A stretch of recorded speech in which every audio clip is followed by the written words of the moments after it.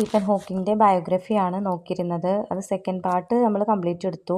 നമ്മൾ പറഞ്ഞുകൊണ്ടിരുന്നത് അദ്ദേഹം ALS എന്ന ഡിസീസ് ബാധിച്ച് അദ്ദേഹത്തിൻ്റെ സംസാരശേഷിയും നടക്കാനുള്ള ശേഷിയും എല്ലാം നഷ്ടപ്പെട്ടു. അദ്ദേഹം ജെയിൻ എന്ന യുവതിയെ കണ്ടുമുട്ടുകയും കല്യാണം കഴിക്കുകയും ചെയ്തു. അതുവരെ നമ്മൾ പറഞ്ഞു നിർത്തിയത്. ഇനി നമുക്ക് ഇതിൻ്റെ തേർഡ് പാർട്ട് നോക്കാം.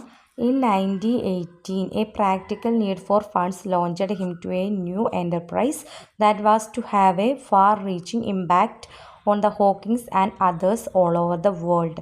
1980 അദ്ദേഹത്തിനൊരു കുറച്ച് എമൗണ്ടിൻ്റെ ആവശ്യം ഉണ്ടായപ്പോൾ അദ്ദേഹം ഒരു സംരംഭം ആരംഭിച്ചു. അതിനെന്താണ് far reaching impact on the Hawkins and others all over the world. ആ സംരംഭത്തിന് വളരെയധികം ഒരു ഇമ്പാക്റ്റ് ചെലുത്താൻ കഴിഞ്ഞിട്ടുണ്ട്. ഹോക്കിങ്സിൻ്റെ ജീവിതത്തിലും അദ്ദേഹത്തിൻ്റെ മാത്രമല്ല ഓൾ ഓവർ ദ വേൾഡ്, ഈ ലോകത്തിലുള്ള എല്ലാവരുടെ ജീവിതത്തിലും വളരെയധികം ഇമ്പാക്റ്റ് ചെലുത്താൻ സാധിച്ചിട്ടുണ്ട്. He thought of writing a book about the universe. അദ്ദേഹം യൂണിവേഴ്സിനെ പറ്റിയുള്ള ഒരു ബുക്ക് എഴുതാൻ തീരുമാനിച്ചു. About the most interesting question that had made him want to study cosmology and quantum theory. അദ്ദേഹത്തെ കോസ്മോളജിയും ക്വാണ്ടം തിയറിയും പഠിക്കാൻ പ്രാപ്തനാക്കിയ ചില ഇൻട്രസ്റ്റിംഗ് ക്വസ്റ്റ്യൻസ് ഉണ്ട്. അത് ഉൾപ്പെടുത്തിക്കൊണ്ട് ഒരു യൂണിവേഴ്സിനെ റിലേറ്റ് ചെയ്ത് യൂണിവേഴ്സിനെ കുറിച്ചൊരു ബുക്ക് എഴുതാൻ അദ്ദേഹം തീരുമാനിച്ചു. Where did the universe come from? Universe എവിടെ നിന്നാണ് വന്നത്? Is the universe infinite? ഈ യൂണിവേഴ്സിന് ഒരു അവസാനമില്ലേ? അത് അനന്തമായ ഒന്നാണോ? Or does it have any boundaries? അതിനെന്തെങ്കിലും അതിർത്തി ഉണ്ടോ? Will it come to an end? അതിനൊരു അവസാനമുണ്ടോ? ഇഫ് സോ, അങ്ങനെ ഉണ്ടെങ്കിൽ ഹൗ, എങ്ങനെയാണ്? Is there a complete theory of the universe and everything in it? യൂണിവേഴ്സിനെ കുറിച്ചൊരു കംപ്ലീറ്റ് തിയറി ഉണ്ടോ? ഈ യൂണിവേഴ്സിലുള്ള എല്ലാ കാര്യങ്ങളെക്കുറിച്ചും ഒരു കംപ്ലീറ്റ് തിയറി ഉണ്ടോ? Is there a beginning of time? ടൈമിനൊരു തുടക്കമുണ്ടോ? Could time run back? സമയത്തിന് പിന്നിലേക്ക് ഓടാൻ സാധിക്കുമോ? The book begins by rewinding the great theories of cosmos from Newton to Einstein. Newton മുതൽ ഐൻസ്റ്റീൻ വരെയുള്ള എല്ലാ ഗ്രേറ്റ് തിയറീസും റിപ്പീറ്റ് ചെയ്തുകൊണ്ടാണ് ആ ബുക്ക് സ്റ്റാർട്ട് ചെയ്തിരുന്നത്. He wrote the book to make science understandable to non scientists. അദ്ദേഹത്തിൻ്റെ ഒരു പ്രത്യേകത എന്ന് വെച്ചാൽ അദ്ദേഹം ഈ ബുക്ക് എഴുതുന്നത് എന്തുദ്ദേശിച്ചുകൊണ്ടാണ്? He wrote the book to make science understandable to non scientist. Scientist അല്ലാത്ത വ്യക്തികൾക്ക് പോലും മനസ്സിലാകുന്ന തരത്തിലായിരുന്നു അദ്ദേഹം ആ ബുക്ക് എഴുതിയിരുന്നത്. He completed the first draft in 1984. ആ ബുക്കിൻ്റെ ഫസ്റ്റ് ഡ്രാഫ്റ്റ് കംപ്ലീറ്റ് ചെയ്തു. While the revision process was going on. അതിൻ്റെ റിവിഷൻ പ്രോസസ്സ് നടന്നുകൊണ്ടിരിക്കെ he made a trip to Switzerland. സ്വിറ്റ്സർലാൻഡിലേക്ക് ഒരു ട്രിപ്പ് നടത്തി. There he was down with pneumonia. അവിടെ വെച്ച് അദ്ദേഹത്തിന് ന്യൂമോണിയ ബാധിച്ചു. And was left on a life support system. അദ്ദേഹത്തിൻ്റെ ലൈഫ് സപ്പോർട്ട് സിസ്റ്റം അദ്ദേഹത്തിന് നഷ്ടമായി. Doctors gave a choice as to whether a tracheotomy operation which would remove his windpipe should be conducted or not. അപ്പോൾ doctors എന്താ suggest ചെയ്ത്? ഒരു ട്രാക്കിയോട്ടോമി operation നടത്തണം, അതിലൂടെ അദ്ദേഹത്തിൻ്റെ വിൻഡ് പൈപ്പ് റിമൂവ് ചെയ്യണം എന്നാണ് പറഞ്ഞത്. It might save his life. അതിലൂടെ അദ്ദേഹത്തിൻ്റെ ഒരു പക്ഷേ നമുക്ക് ജീവൻ രക്ഷിക്കാൻ സാധിച്ചേക്കാം. But afterwards he would never again to able to speak or make a vocal sound. പക്ഷേ ആ ഓപ്പറേഷന് ശേഷം അദ്ദേഹത്തിന് സംസാരിക്കാനോ ഒരു സൗണ്ട് പ്രൊഡ്യൂസ് ചെയ്യാനോ ചിലപ്പോൾ സാധിച്ചെന്ന് വരില്ല. With grave misgivings Jane consented. ഒരുപാട് സംശയങ്ങളിലൂടെ ജെയിൻ എന്ത് ചെയ്തു? ആ ഓപ്പറേഷന് സമ്മതിച്ചു. The future looked very bleak, Jane remarked. Jane പറയുകയാണ് അദ്ദേഹത്തിന് ഫ്യൂച്ചർ ഇങ്ങനെ വളരെ ബ്ലാങ്കായി, ശൂന്യമായി തോന്നി. Hawking could no longer breathe through his mouth and nose.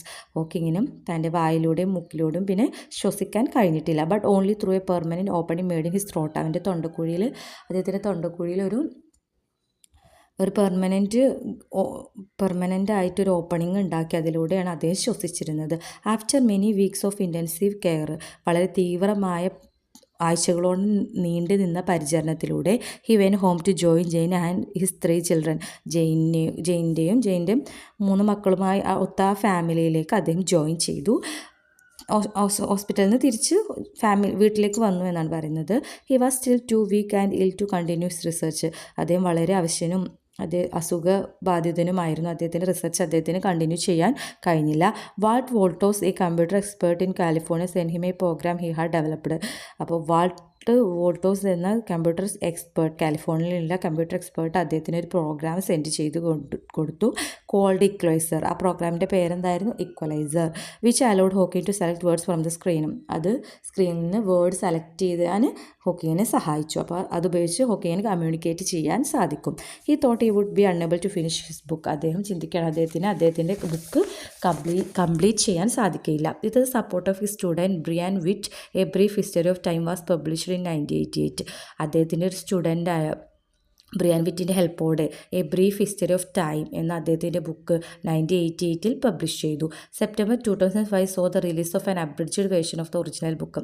അപ്പോൾ ആ ഒറിജിനൽ ബുക്കിൻ്റെ ഒരു അപ്ഡേറ്റഡ് വേർഷന് 2005 സെപ്റ്റംബറിലും പബ്ലിഷ് ചെയ്തു. This version was updated to address in the new issue with that had arised due to further scientific developments. അപ്പോൾ ഈ 1980 ശേഷം ഒരുപാട് സയൻറ്റിഫിക് ഡെവലപ്മെൻറ്റ് ഉണ്ട്. അപ്പോൾ ആ റേസ് ചെയ്യുന്ന ഇഷ്യൂസൊക്കെ ഉൾപ്പെടുത്തിക്കൊണ്ടായിരുന്നു 2005 പബ്ലിഷ് ചെയ്ത രണ്ടാമത്തെ പുസ്തകം. One will encounter A multitude of paradoxes in the books. അപ്പോൾ ഒരാൾക്ക് അതിൽ എന്ത് കാണുന്നു? വളരെയധികം പാരഡോക്സസ്, വൈരുദ്ധ്യം കാണാൻ സാധിക്കും. In science and with people things are often not what they seen. സയൻസിലും ആളുകളിലും നമ്മൾ കാണുന്ന പോലെ ആയിരിക്കില്ല കാര്യങ്ങൾ. And piece that ought to fit together refuse to do so. നമുക്ക് യോജിച്ച് പോകും എന്ന് തോന്നുന്ന ഭാഗങ്ങൾ ചിലപ്പം യോജിച്ച് പോകാൻ വളരെയധികം ബുദ്ധിമുട്ടുള്ളവയായിരിക്കാം. You will learn that beginnings may be ending. നമുക്ക് തോന്നിയേക്കാം ബിഗിനിങ് നമ്മൾ ആരംഭമാണ് തോന്നിക്കുന്നത്, സ്റ്റാർട്ടിംഗ് ആണ് തോന്നുന്നത് നമുക്ക് കാര്യങ്ങൾ പലതും എൻഡിങ് ആയിരിക്കാം. Cruel circumstances can lead to happiness. വളരെ ക്രൂരത എന്ന സാഹചര്യങ്ങൾക്ക് പോലും സന്തോഷത്തിലേക്ക് നയിക്കാൻ സാധിക്കും. Although fame and success may not. ഫെയിമും സക്സസ്സും ഒരേപോലെ ആയിരിക്കണമെന്നില്ല. Two great scientific theories taken together seem to give us nonsense. രണ്ട് സയൻറ്റിഫിക് തിയറി നമ്മൾ ഒരുമിച്ചെടുത്ത് പരിശോധിച്ചാൽ നമുക്കതൊരു നോൺസെൻസ് ആയി തോന്നിയേക്കാം. Empty spaces not empty. അതായത് ശൂന്യമായ സ്ഥലം ഒരിക്കലും ശൂന്യമല്ല. Black holes are not black. Black holes black അല്ല. And a man whose appearance inspires shock and pity take us laughing to where the boundaries of time and space ought to be but are not. അപ്പോൾ എന്താ പറയുന്നത്? A man whose appearance inspires shock and pity take us laughing. ഒരാളുടെ appearance നമുക്കത് നമ്മൾ ഷോക്കും ദയൊക്കെ ഉണ്ടാക്കുമ്പോൾ അത് നമ്മൾ ചിരിയിലേക്ക് നയിച്ചേക്കാം. To where the boundaries of time and space ought to be. സമയത്തിനും സ്പേസിനും ഒരു അതിർത്തി ഉണ്ടോ? But are not. അതോ ഇല്ലയോ?